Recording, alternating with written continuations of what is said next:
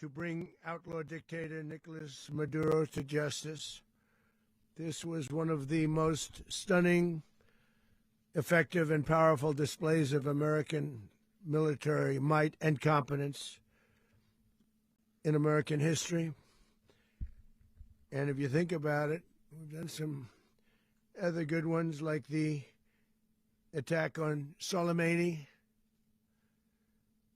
the attack on al-Baghdadi, and the obliteration and decimation of the Iran nuclear sites just recently in an operation known as Midnight Hammer, all perfectly executed and done. No nation in the world could achieve what America achieved yesterday, or frankly, in just a short period of time. All Venezuelan military capacities were rendered powerless as the men and women of our military, working with U.S. law enforcement, successfully captured Maduro in the dead of night. It was dark. The lights of Caracas were largely turned off due to a certain expertise that we have. It was dark and it was deadly. But captured along with his wife, Celia Flores, both of whom now face American justice. Maduro and Flores have been indicted in the Southern District of New York, it's Jay Clayton, for their campaign of deadly narco-terrorism against the United States and its citizens. I want to thank the men and women of our military who achieved such an extraordinary success overnight with breathtaking speed, power, precision, and competence. You rarely see anything like it. You've seen some raids in this country that didn't go so well. They were an embarrassment. If you look back to Afghanistan, or if you look back to the Jimmy Carter days, they were different days. We're a respected country again, maybe like never before. These highly trained warriors operating in collaboration with U.S. law enforcement caught them in a very ready position. They were waiting for us. They knew we had many ships out in the sea, just sort of waiting. They knew we were coming.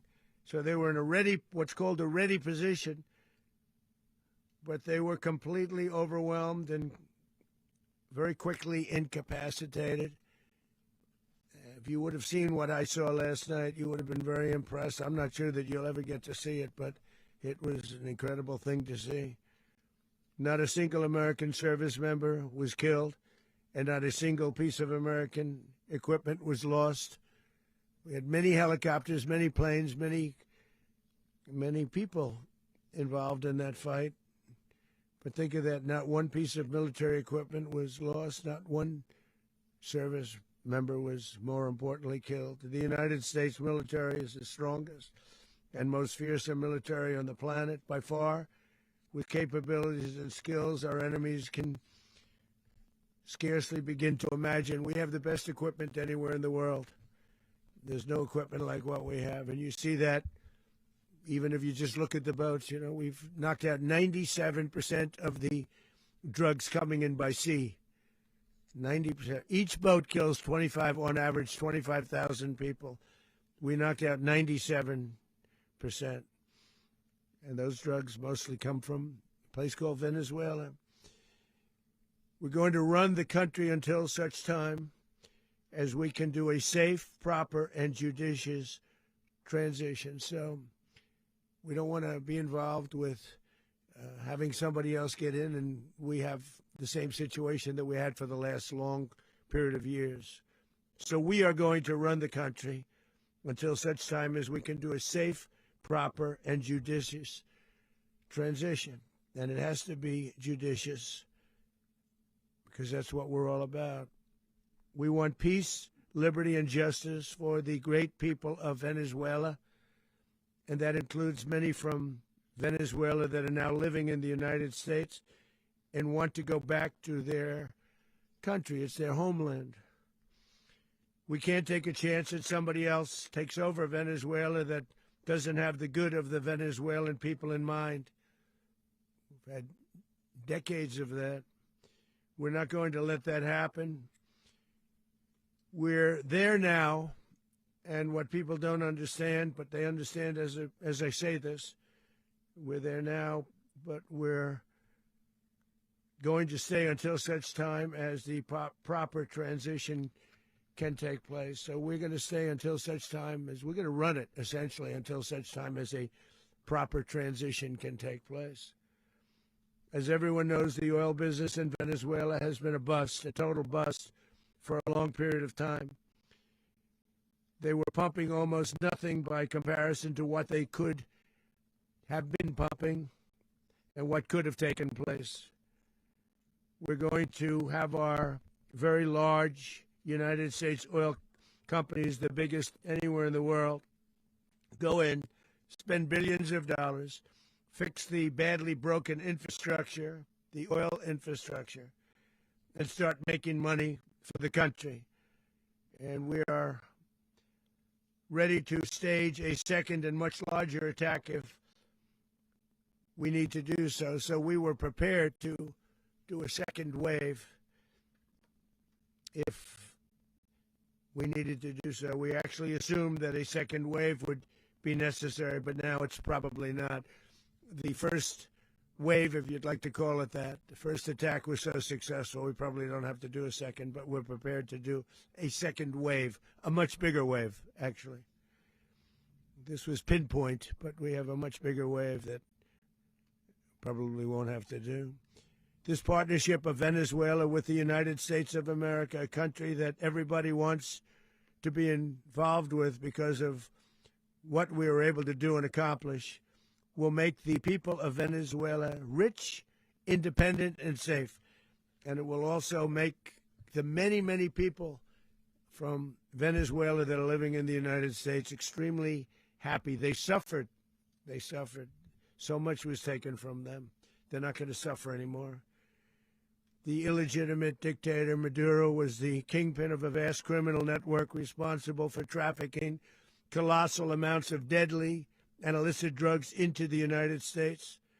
As alleged in the indictment, he personally oversaw the vicious cartel known as Cartel de las Solas, which flooded our nation with lethal poison, responsible for the deaths of countless Americans, the many, many Americans. Hundreds of thousands over the years of Americans died because of him. Maduro and his wife will soon face the full might of American justice and stand trial on American soil. Right now, they're on a ship. They'll be heading to, ultimately, New York, and then a decision will be made, I assume, between New York and Miami or Florida. But we have people where the overwhelming evidence of their crimes will be presented in a court of law. And I've seen it. I've seen what we have. It's both horrible and breathtaking that something like this could have been allowed to take place. For many years after his term as president of Venezuela expired, Maduro remained in power and waged a ceaseless campaign of violence, terror, and subversion against the United States of America, threatening not only our people, but the stability of the entire region. And you all saw it. In addition to trafficking gigantic amounts of illegal drugs that inflicted untold suffering and human destruction all over the country, all over in particular the United States, Maduro sent savage and murderous gangs, including the bloodthirsty prison gang Tren de Aragua, to terrorize American communities nationwide. And he did indeed. They were in Colorado. They took over apartment complexes. They cut the fingers off people if they called police. They were brutal, but they're not so brutal now. And I just have to congratulate our military, Pete and everybody, and our National Guard, because the job that they've done, whether it's in Washington, D.C., where we have a totally safe city, where it was one of the most unsafe cities anywhere in the world, frankly, and now we have no crime in Washington, D.C. We haven't had a killing. We had the terrorist attack a few weeks ago. A little bit of a different kind of a threat, but we haven't had a killing in a long period of time, 6, 7 months. We used to have two, on average, 2 a week in Washington, our capital. We don't have that anymore. The restaurants are opening. Everyone's happy. They're going, they're walking their daughters, they're walking their children, their wives. They walk to restaurants. Restaurants are opening all over Washington, D.C.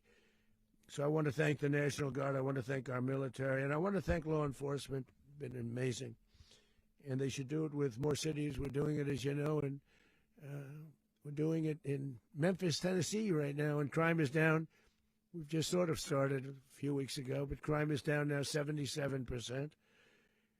And the governor of Louisiana called, great person, and he wanted us to help him, as you know, in a certain very nice part of Louisiana, and we have done that. And it was a rough section, and we have crime down. I understand it's down to almost nothing already after 2.5 weeks. New Orleans, it's down to almost nothing, and we've only been there for 2.5 weeks. Can't imagine why governors wouldn't want us to help. We also helped, as you know, in Chicago, and crime went down a little bit there. We did a very small help because we had no working ability with the governor. The governor was a disaster, and the mayor was a disaster. But it knocked down crime. But we're pulling out of there. When they need us, we'll know. You'll know. You'll be writing about it. And likewise, Los Angeles, where we saved Los Angeles early on, where the head of the police department made a statement that if the federal government didn't come in, we would have lost Los Angeles. That's long after the fires. That's when they had the riots in Los Angeles. We did a great job. Got no credit for it whatsoever, but that's okay. It doesn't matter. We don't need the credit. But we'll be pulling out when they need us. They'll call, or we'll go back if we have to. We'll go back.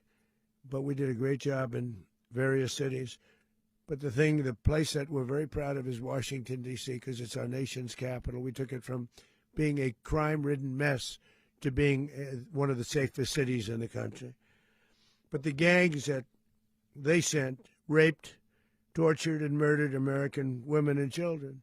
They were in all of the cities I mentioned, Aragua, and they were sent by Maduro to terrorize our people, and now Maduro will never again be able to threaten an American citizen or anybody from Venezuela. There will no longer be threats. For years I've highlighted the stories of those innocent Americans whose lives were so heartlessly robbed by this Venezuelan terrorist organization. Really one of the worst. One of the worst, they say the worst. Americans like 12-year-old Jocelyn Nungari from Houston. Beautiful Jocelyn Nungari, what happened to her? They, as you know, they kidnapped, assaulted, and murdered by Aragua animals. They murdered Jocelyn and left her dead under the bridge. There was a bridge that will never be the same to so many people after seeing what happened. As I've said many times, the Maduro regime emptied out their prisons, sent their worst and most violent monsters into the United States to steal American lives. And they came from mental institutions and insane asylums. They came from prisons and jails. The reason I say both, they sound similar. Actually, prisons a little bit more hostile, a little bit tougher. A mental institution isn't as tough as an insane asylum, but we got them both. They sent from their mental institutions. They sent from their jails, prisons. They were drug dealers. They were drug kingpins. They sent everybody bad into the United States, but no longer. And we have now a border where nobody gets through. In addition, Venezuela unilaterally seized and stole American oil, American assets, and American platforms, costing us billions and billions of dollars. They did this a while ago, but we never had a president that did anything about it. They took all of our property. It was our property. We built it. And we never had a president that decided to do anything about it. Instead, they fought wars that were 10,000 miles away. We built Venezuela oil industry with American talent, drive, and skill, and the socialist regime stole it from us during those previous administrations, and they stole it through force.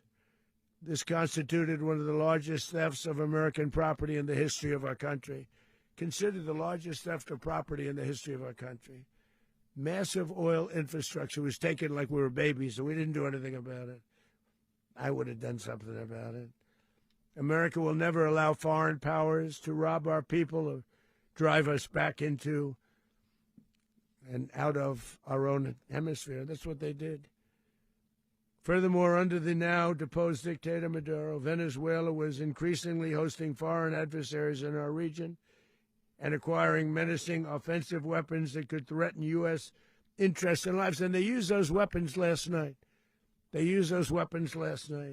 Potentially in league with the cartels operating along our border. All of these actions were in gross violation of the core principles of American foreign policy, dating back more than 2 centuries, and not anymore. All the way back, it dated to the Monroe Doctrines. And the Monroe Doctrine is a big deal, but we've superseded it by a lot, by a real lot. They now call it the Donroe Document. I don't know. It's Monroe Doctrine.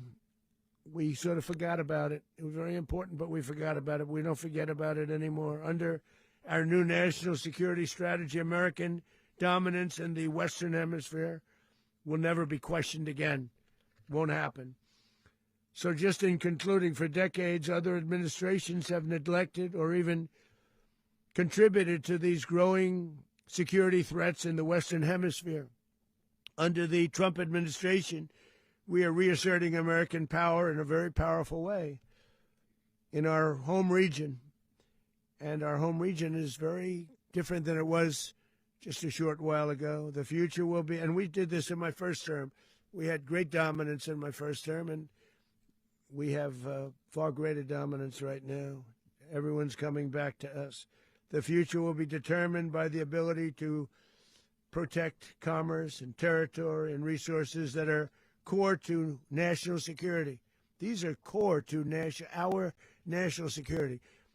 Just like tariffs are, they've made our country rich, and they've made our national security stronger than ever before. But these are the iron laws that have always determined global power. And we're going to keep it that way. We will secure our borders. We will stop the terrorists. We will crash the cartels, and we will defend our citizens against all threats, foreign and domestic. Other presidents may have lacked the courage or whatever to defend America, but I will never allow terrorists and criminals to operate with impunity against the United States. This extremely successful operation should serve as warning to anyone who would threaten American sovereignty or endanger American lives.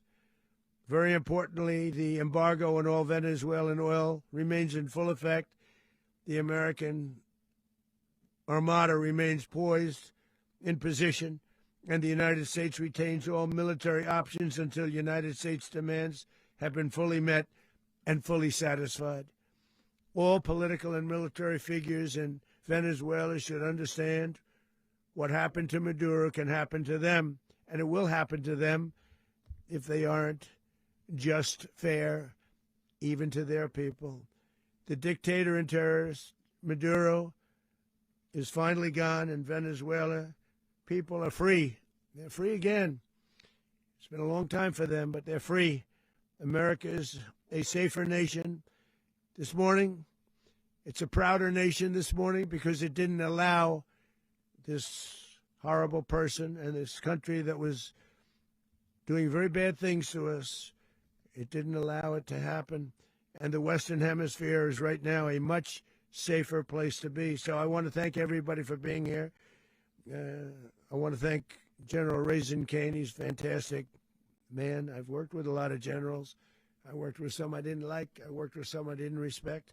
I worked with some that just weren't good. But this guy is fantastic. I watched last night one of the most precise attacks on sovereignty. I mean, it was an attack for justice. And I'm very proud of him, and I'm very proud of our Secretary of War, Pete Hegseth, who I'm going to ask to say a few words. Thank you very much.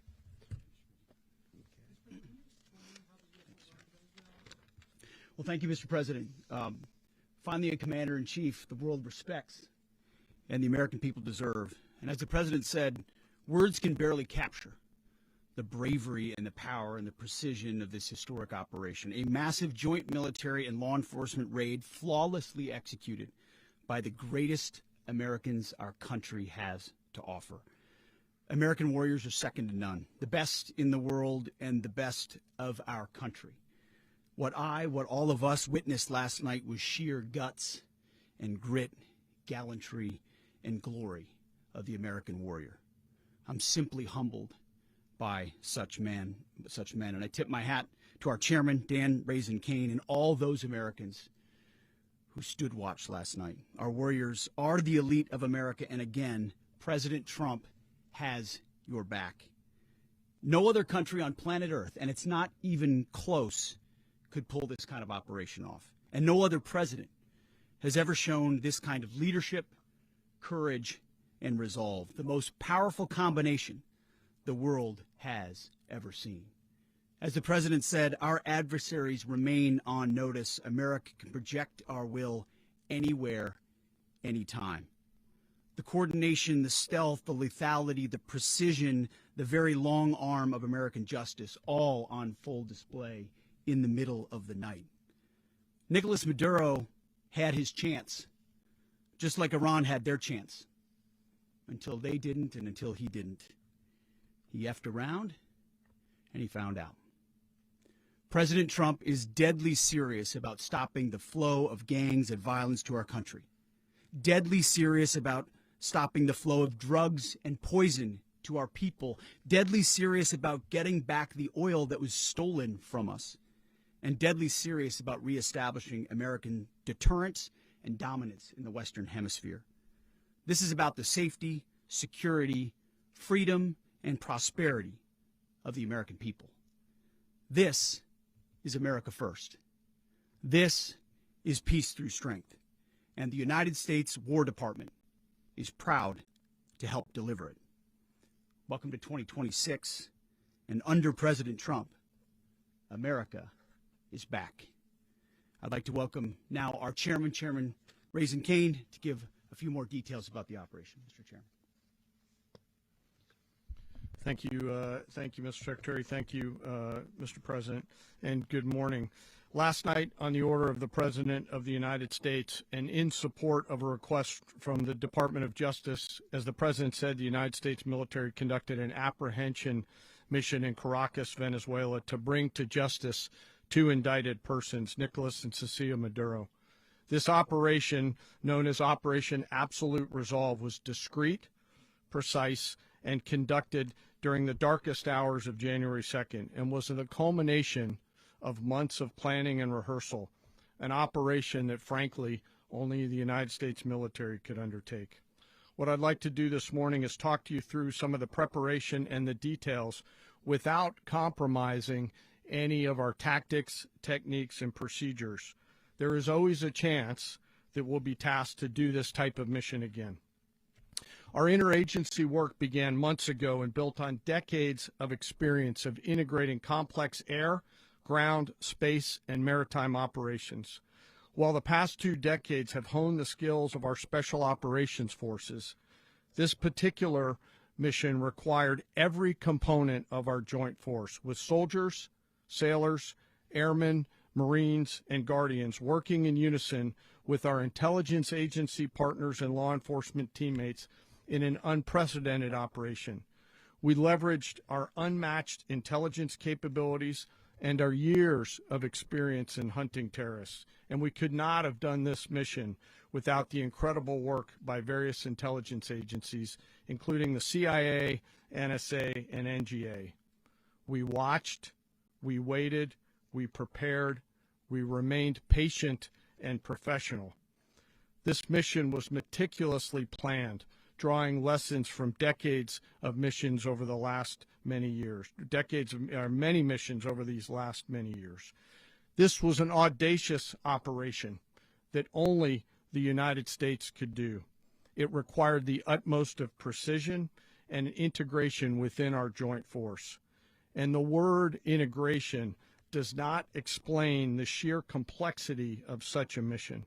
An extraction so precise it involved more than 150 aircraft launching across the Western Hemisphere in close coordination, all coming together in time and place to layer effects for a single purpose: to get an interdiction force into downtown Caracas while maintaining the element of tactical surprise. Failure of one component of this well-oiled machine would have endangered the entire mission, and failure is never an option for America's joint force. Those in the air over Caracas last night were willing to give their lives for those on the ground and in the helicopters. Let me talk a little bit about the preparation. After months of work by our intelligence teammates to find Maduro and understand how he moved, where he lived, where he traveled, what he ate, what he wore, what were his pets, in early December, our force was set pending a series of aligned events. Key was choosing the right day to minimize the potential for civilian harm and maximize the element of surprise, and minimize the harm to the indicted personnel so, as the president said, they could be brought to justice. And as the president said earlier today, weather in Venezuela is always a factor this time of the year. And over the weeks through Christmas and New Year's, the men and women of the United States military sat ready, patiently waiting for the right triggers to be met and the president to order us into action. Last night, the weather broke just enough, clearing a path that only the most skilled aviators in the world could maneuver through. Ocean, mountain, low cloud ceilings, but when tasked with a mission, this organization does not quit. At 10:46 p.m. Eastern Time last night, the president ordered the United States military to move forward with this mission. He said to us, and we appreciate it, Mr. President, good luck and Godspeed. And those words were transmitted to the entire joint force. Over the course of the night, aircraft began launching from 20 different bases on land and sea across the Western Hemisphere. In total, more than 150 aircraft, bombers, fighters, intelligence, reconnaissance, surveillance, rotary wing were in the air last night. Thousands and thousands of hours of experience were airborne. Our youngest crew member was 20, and our oldest crew member was 49, and there's simply no match for American military might. As the night began, the helicopters took off with the extraction force, which included law enforcement officers, and began their flight into Venezuela at 100 feet above the water. As they approached Venezuelan shores, the United States began layering different effects provided by Spacecom, Cybercom, and other members of the interagency to create a pathway. Overhead, those forces were protected by aircraft from the United States Marines, the United States Navy, the United States Air Force, and the Air National Guard. The force included F-22s, F-35s, F-18s, EA-18s, E-2s, B-1 bombers, and other support aircraft, as well as numerous remotely piloted drones. As the force began to approach Caracas, the Joint Air Component began dismantling and disabling the air defense systems in Venezuela, employing weapons to ensure the safe passage of the helicopters into the target area. The goal of our air component is, was, and always will be to protect the helicopters and the ground force and get them to the target and get them home. As the force crossed the last point of high terrain where they'd been hiding in the clutter, we assessed that we had maintained totally the element of surprise. As the helicopter force ingressed towards the objective at low level, we arrived at Maduro's compound at 1:01 a.m. Eastern Standard Time, or 2:01 a.m. Caracas local time, and the apprehension force descended into Maduro's compound and moved with speed, precision, and discipline towards their objective, and isolated the area to ensure the safety and security of the ground force while apprehending the indicted persons. On arrival into the target area, the helicopters came under fire, and they replied with that fire with overwhelming force in self-defense. One of our aircraft was hit but remained flyable, and as the President said earlier today, all of our aircraft came home, and that aircraft remained flyable during the rest of the mission. As the operation unfolded at the compound, our air and ground intelligence teams provided real-time updates to the ground force, ensuring those forces could safely navigate the complex environment without unnecessary risk. The force remained protected by overhead tactical aviation. Maduro and his wife, both indicted, gave up and were taken into custody by the Department of Justice, assisted by our incredible U.S. military with professionalism and precision, with no loss of U.S. life. After securing the indicted persons, the force began to prep for departure. Helicopters were called in to exfiltrate the extraction force, while fighter aircraft and remotely piloted aircraft provided overhead coverage and suppressive fire. There were multiple self-defense engagements as the force began to withdraw out of Venezuela. The force successfully exfiltrated and returned to their afloat launch bases, and the force was over the water at 3:29 a.m. Eastern Standard Time with indicted persons on board, and both Maduro and his wife were embarked aboard the USS Iwo Jima. In closing, what we've witnessed today is a powerful demonstration of America's joint force. We think, we develop, we train, we rehearse, we debrief, we rehearse again and again, not to get it right, but to ensure that we cannot get it wrong. Our jobs are to integrate combat power so when the order comes, we can deliver overwhelming force at the time and the place of our choosing against any foe anywhere in the world. I am immensely proud today of our joint force and filled with gratitude to represent them here today. There is simply no mission too difficult for these incredible professionals and the families that stand by them and support them. As we stand here this morning, our forces remain in the region at a high state of readiness, prepared to project power, defend themselves, and our interests in the region. This operation is a testament to the dedication and unwavering commitment to justice and our resolve to hold accountable those who threaten peace and stability. In closing, I want to express my heartfelt gratitude to the brave men and women who executed this mission. Their courage and tireless commitment to our nation are what makes us strong. Thank you, Mr. Secretary, and thank you, Mr. President. Well, I don't have much to add to what you've heard now, other than the following points. Nicolas Maduro was indicted in 2020 in the United States. He is not the legitimate president of Venezuela. That's not just us saying it. The first Trump administration, the Biden administration, the second Trump administration, none of those three recognized him. He's not recognized by the European Union and multiple countries around the world. He is a fugitive of American justice with a $50 million reward, which I guess we saved $50 million. And make sure. Yeah, exactly. But don't let anybody claim it.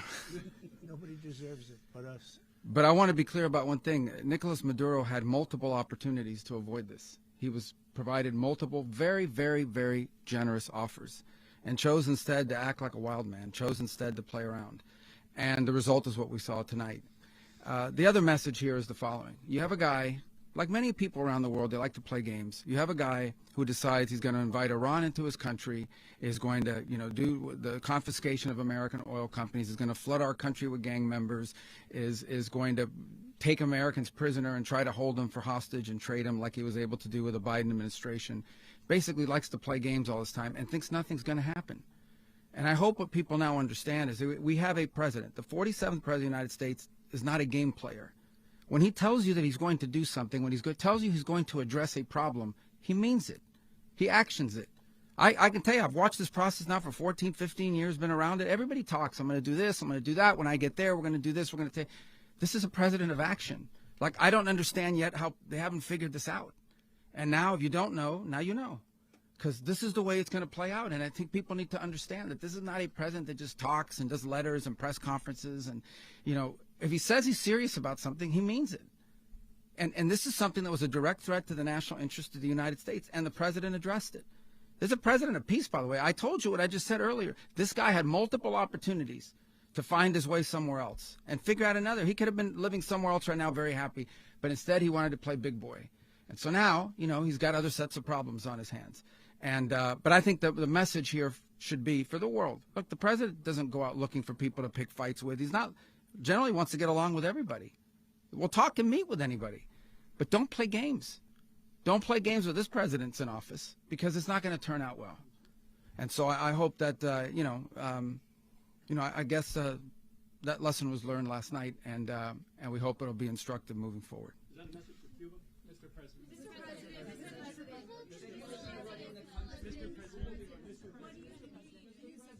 Please. Well, we're going to be running it with a group, and we're going to make sure it's run properly. We're going to rebuild the oil infrastructure, which will cost billions of dollars. It'll be paid for by the oil companies directly. They will be reimbursed for what they're doing, but that's going to be paid. And we're going to get the oil flowing the way it should be. As you know, it was just a minor flow. It was actually a minor flow for what they have. But we're going to run it properly, and we're going to make sure the people of Venezuela are taken care of. We're going to make sure the people that were forced out of Venezuela by this thug are also taken care of. President, does the U.S. running the country mean that U.S. troops will be on the ground? How will that work? Well, you know, they always say boots on the ground. Oh, so we're not afraid of boots on the ground if we have to have. We had boots on the ground last night at a very high level, actually. We're not afraid of it. We don't mind saying it. But we're going to make sure that that country is run properly. We're not doing this in vain. This is a very dangerous attack. This is an attack that could have gone very, very badly. Could have gone very badly. We could have lost a lot of people last night. We could have lost a lot of dignity. We could have lost a lot of equipment. The equipment is less important, but we could have lost a lot. And we're going to make sure that this is proper. We're there now. We're ready to go again if we have to.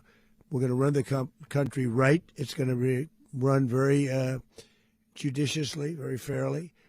It's going to make a lot of money. We're going to give money to the people. We're going to reimburse people that were taken advantage of. We're going to take care of everybody. It's very important. We couldn't let them get away with it. You know, they stole our oil. We built that whole industry there, and they just took it over like we were nothing. And we had a president that decided not to do anything about it. So we did something about it. We're late, but we did something about it. Yeah, please. Mechanism by which you're going to run the country? Are you going to designate a U.S. official to coordinate? Yes, it's all being done right now. We're designating people. We're talking to people. We're designating various people, and we're going to let you know who those people are. Would run Venezuela? Well, it's largely going to be for a period of time the people that are standing right behind me. We're going to be running it. We're going to be bringing it back. It's a dead, you know, I talk about a dead country. A year and a half ago, we were a dead country. Now we're the hottest country anywhere in the world. We're a country doing better than any country anywhere in the world. And it required leadership. Venezuela has a lot of bad people in there, a lot of bad people that shouldn't be leading. We're not going to take a chance that one of those people take over for Maduro. So you can look at, and others, we have fantastic people, including people in the military. So we're going to have a group of people running it until such time as it can be put back on track, make a lot of money for the people, and give people a great way of life, and also reimbursement for people in our country that were forced out of Venezuela. Rubio would be... You said earlier today that you weren't going to back Machado to come back and be the opposition leader in your Fox and Friends interview. And then you also mentioned the vice president of Venezuela. Are you going to work with the vice president of Venezuela, or how do you foresee the relationship going? going? I understand she was just sworn in, but she was, as you know, picked by Maduro. So Marco's working on that directly. Just had a conversation with her, and she's essentially willing to do what we think is necessary to make Venezuela great again. Very simple. Mr. President, Colombian President Gustavo Petro, a couple weeks ago, he said he's got to watch his ass. And today, he said he's not concerned about anything happening to him in the aftermath of this operation. So, just what your message is about that? Well, he has cocaine mills. He has factories where he makes cocaine. And, yeah, I think I stick by my first statement. He's making cocaine. They're sending it into the United States. So he does have to watch his ass. Mr. President, did you notify any members of Congress in advance? Marco, do you want to talk about that? Because you were involved in it. Sure. We call members of Congress immediately after. This was not the kind of mission that you can do congressional notification on. It was a trigger-based mission in which conditions had to be met night after night. We watched and monitored that for a number of days. So it's just simply not the kind of mission you can call people and say, hey, we may do this at some point in the next 15 days. But it's largely a law enforcement function. Remember, at the end of the day, at its core, this was an arrest of 2 indicted fugitives of American justice, and the Department of War supported the Department of Justice in that job. Now, there are broader policy implications here, but it's just not the kind of mission that you can pre-notify because it endangers the mission. Plus, if I could add one thing to that, Congress has a tendency to leak. This would not be good. If they leaked, General, I think it would have been maybe a very different result. But I have to say, they knew we were coming at some point, A lot of ships out there, they sort of knew we were coming. We went there. But Congress will leak, and we don't want leakers. People to watch this all play out live. What was Maduro doing when the U.S. forces entered what I assume would be his home? And also, was there any point where the U.S. was considering if Maduro pushed back or resisted killing Maduro? It could have happened. It could have happened. He was trying to get into a safe place. You know what a safe place is, all steel. And he wasn't able to make it to the door because our guys were so fast. They went through the opposition so fast. And there was a lot of opposition. People were wondering, do we get them by surprise? Sort of surprised, but they were waiting for something. It was a lot of opposition. There was a lot of gunfire. You saw some of it today. But he was trying to get to a safe place, which wasn't safe because we would have had the door blown up in about 47 seconds, they say on average, regardless of how thick the steel was. It was a very thick door. It was a very heavy door, but he was unable to get to that door. He made it to the door. He was unable to close it. Go ahead, finish. Going to be in the time being right now? Do you know his exact Well, whereabouts? eventually, ultimately, in the near future, he's going to be brought to New York. And where is he going to be held? Where is he going to be held in New York? Do you know? That's going to be up to the officials that do these things. Mr. President, the U.S. has something of a mixed track record of ousting dictators without necessarily a plan for what comes afterwards. Not with Did me. that weigh on your decision? Well, that's why we had different presidents, but with me, that's not true. With me, we've had a perfect track record of winning.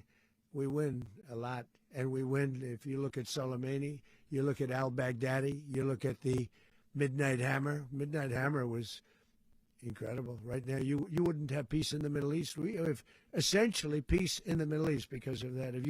If we weren't successful with Midnight Hammer, you wouldn't have peace in the Middle East. So, with me, you've had a lot of victory. You've had only victories. You've had no losses. Yeah. How long do you expect the U.S. to run Venezuela, and how soon do you want Venezuelan people to hold elections? So I'd like to do it quickly, but it takes a period of time. We're rebuilding. We have to rebuild their whole infrastructure. The infrastructure is rotted. It's actually very dangerous. It's blow-up territory. Oil is very dangerous. It's a very dangerous thing to take out of the ground. It can kill a lot of people. It has killed a lot of people doing just that. The infrastructure is old. It's rotted. Much of it is stuff that we put there 25 years ago, and we're going to be replacing it. And we're going to take a lot of money out so that we can take care of the country. Yeah. Are you saying that Secretary Rubio and Mr. President, China, Russia, and Iran have interests in Venezuela. How does this operation affect your relationships with them when it comes to the oil and drugs? In terms of China and Russia, Russia, when we get things straightened out. But in terms of other countries that want oil, we're in the oil business. We're going to sell it to them. We're not going to say we're not going to give it to them. In other words, we'll be selling oil probably in much larger doses because they couldn't produce very much because their infrastructure was so bad. So we'll be selling large amounts of oil to other countries, many of whom are using it now, but I would say many more will come. Are you saying, Mr. President, are you to the people saying of that, Venezuela? Mr. President, are Go you ahead, saying behind that, you, please. Mr. President, thank you. What is your message to the people of Venezuela today? Of course, the civilian population specifically, they have a lot of questions. What is your message to the people of That Venezuela? you're going to have peace, justice. You're going to have some of the riches that you should have had for a long period of time. It was stolen from you. But you're going to have peace and you're going to have safety. You're going to have justice. You're going to have a country. You're going to have a real country. You're going to have potentially a great country. You know, if you go back 20 years, maybe even a little longer ago, that was a great country. And they destroyed it. Remember I said that if we lose this election, the United States will be Venezuela on steroids. That's what would have happened. Had we lost the election, the 2024 election, we suffered so badly when you look at the border from 2020. What they did, what Joe Biden administration did to our country should never be forgotten. But if we had to go through another year of that, we would be exactly where Venezuela was in terms. I used to say, if they win, we're going to be Venezuela on steroids, and that's what would have happened. President, thank you. Are you saying that Secretary Hegseth and Rubio are going to be running Venezuela, and will you be sending in U.S. military They're going troops to be a to provide? team that's working with the people of Venezuela to make sure that we have Venezuela right. Because for us to just leave, who's going to take over? I mean, there is nobody to take over. You have a vice president who's been appointed by Maduro, and right now she's the vice president, and she's, I guess, the president. She was sworn as president just a little while ago. She had a long conversation with Marco, and she said, we'll do whatever you need. I think she was quite gracious, but she really doesn't have a choice. We're going to have this done right. We're not going to just do this with Maduro, then leave like everybody else, leave and say, let it go to hell. If we just left, it has zero chance of ever coming back. We'll run it properly. We'll run it professionally. We'll have the greatest oil companies in the world go in and invest billions and billions of dollars and take out money, use that money in Venezuela. And the biggest beneficiary are going to be the people of Venezuela. And also, I can't stress this strongly enough, the people that got thrown out of Venezuela that are now in the United States, and frankly, some want to stay and some probably want to go back, yeah. In the country, and were any of the detained Americans? Well, right now they're very last protected because nobody's going to mess with us. They're very protected. The people of, and we let them know that you better not touch one of them. And are you concerned that bad elements of the Maduro regime will remain in place? Well, we know who they are. We're on them, and they're acting much differently now than they would have acted 2 days ago. Okay, wait, behind you, please. Mr. President, why is running a country in South America America first? Well, I think it is because we want to surround ourselves with good neighbors. We want to surround ourselves with stability. We want to surround ourselves with energy. We have tremendous energy in that country. It's very important that we protect it. We need that for ourselves. We need that for the world. And we want to make sure we can protect it. Yes, sir. Please, go ahead. Yeah, is there a message here for Cuba and Diaz-Canel?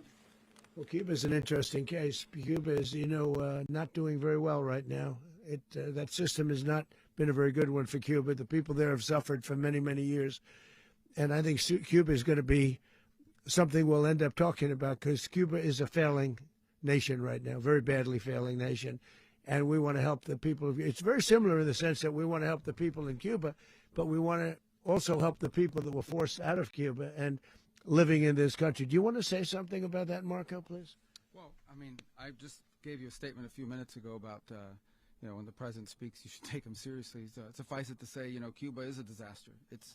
It's run by incompetent, senile men, and in some cases, not senile, but incompetent nonetheless. It has no economy. It's in total collapse. And by the way, they were, all of the guards that helped protect Maduro, this is well known, their whole spy agency, all that were full of Cubans. They basically, it's amazing. This poor island took over Venezuela in some cases. One of the biggest problems the Venezuelans have is they have to declare independence from Cuba that tried to basically colonize it from a security standpoint. So, yeah, look, if I lived in Havana and I was in the government, I'd be concerned, at least a little bit. Well, the president already announced a week ago that anything that's sanctioned, it's sanctioned oil, it's not going to be allowed to get there. So that's a pre-existing. The answer is yes. Yes.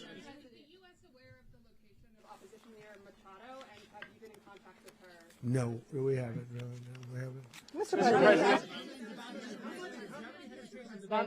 President, on Monday. Oh, I think it would be very tough for her to be the leader. She doesn't have the support within or the respect within the country. She's a very nice woman, but she doesn't have the respect. Mr. President, is it possible that the U.S. ends up administrating Venezuela for years? Well, it won't cost us anything because the money coming out of the ground is very substantial, so it's not going to cost us anything. We will. Well, we want safety there. We want to be surrounded by countries that aren't housing all of our enemies all over the world. That's what that was happening, and you don't want to have that. But we're going to be rebuilding, and we're not spending money. The oil companies are going to go in. They're going to spend money. We're going to take back the oil that, frankly, we should have taken back a long time ago. A lot of money is coming out of the ground. We're going to get reimbursed for all of that. We're going to get reimbursed for everything that we spend. So it's going to be a very important. This is a very big evening that took place last night.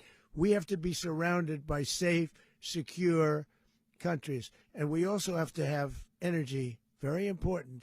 We have to have energy that's real energy, not where they're getting 4% and 5% of the energy out of the ground.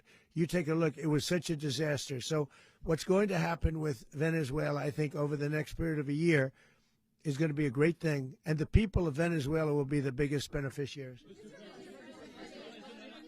Going to send in the U.S. military. Mr. President, thank you. What did you last speak to Maduro about when you spoke? And is the Well, US I don't want to get war into with the Venezuela? conversations, but I did have conversations with him, and I said, you got to surrender. And I actually thought he was pretty close to doing so, but now he wished he did, yeah. You said that Maduro is responsible for drug trafficking. You recently pardoned the former president of Honduras who was convicted of many drug trafficking. Can you explain how these two situations are different? And would you ever pardon Maduro? I endorsed, as you know, the winning president, the man who won in Honduras. I endorsed the man who won in Chile. I endorsed the man who won in Argentina. And we are doing very well with that whole group. What the man that I pardoned was, if you could equate it to us, he was treated like the Biden administration treated a man named Trump. That didn't work out too well for them. This was a man who was persecuted very unfairly. He was the head of the country. He was persecuted very unfairly. And there are a number of them. And we felt that it was a very unfair situation that happened to him. He's also a party member of the man who won. So obviously the people liked what I did. And one of the reasons that was done is because of the fact that the party in power felt very strongly that that man was treated very badly. I studied it very quickly, and then I studied it in great detail. I went to a lot of the people standing behind me, and they felt that that man was persecuted and treated very badly. That's why I gave him a pardon. You referenced boots on the ground earlier. Can you just sort of button this up? Do you envision the U.S. military having a presence in Venezuela as the U.S. runs that country? No, we're going to have a presence in Venezuela as it pertains to oil, because we have to have, we're sending our expertise in. So you may need something, not very much. But no, we're going to be taking out a tremendous amount of wealth out of the ground. And that wealth is going to the people of Venezuela and people from outside of Venezuela that used to be in Venezuela. And it goes also to the United States of America in the form of reimbursement for the damages caused us by that country. So I want to thank you all very much. Thank you. Do you have one? Yes, please. You were so nice before. I'm going to give you the final question. Go ahead. Thank you, Mr. Unless it's a President. bad question, in It's which about case I'll Putin. go one word. It's about who? It's about Putin, if you want. About Putin. Well, that's Okay. always nice You had to a talk phone- about Putin.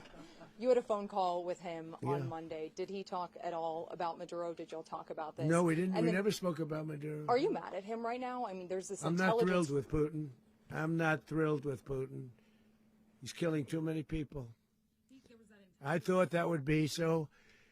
I settled 8 1/4 war. You know what the 1/4 was? Thailand and Cambodia. I did it again. They broke out, and I did it in about 5 hours, and I settled it. I'm giving myself 1/4, so I'm up to now 8 1/4. In other words, I settled the war, but then they broke out. They had a pretty bad breakout over the last 4 days. I got them to go back to peace. So I only give 1/4. I thought the easiest one would be, one of the easier ones would be Russia, Ukraine. It's not. And they both have done some pretty bad things. And look, that's Biden's war. That's not my war. But I want to stop the lives. Did you see where last month, 30,000, it was 27,000 the month before. 30,000, mostly soldiers, were killed this last month. 30,000. I want to stop that. You know, I got NATO to pay 5% instead of the 2% that they weren't paying. They weren't paying 2, now they pay 5. And we send them a lot of munitions. We send them a lot of things, missiles and various other things, a lot. And they pay. The United States is not losing money. We're probably making money on that. It's the last thing I care about. I just want to stop all those people. We're losing 25, 30,000 human beings. They come from 2 places that are very far away. But if I can stop, because it's something I've been pretty good at doing, deals, I guess. It's all a deal. Life is a big deal. But if I can stop that war and stop 30,000 young people, in addition to the fact that people are being killed in Kiev, people are being killed in other cities throughout, a much smaller number, but they're being killed, viciously killed. So I'm not happy about it. I thought that would be something that would get solved. We have Mr. Witkoff here. I think that we're making progress, but that's a war that should have never happened. If I were president, it would have never happened. Putin says it. Everybody says it. If I were president, that would have never happened. But I inherited that war. That was Joe Biden, Zelensky, and Putin. I came into the situation, and it's a mess. And I will say this. I watched an operation last night that was so precise, that was so brilliant. I mean, it was incredible. If we had our people, like this general and our people involved, that war would not have gone on very long, that I can tell you. That war, to use an old term, that war has become a bloodbath, and we want it to get stopped. Thank you very much, everybody.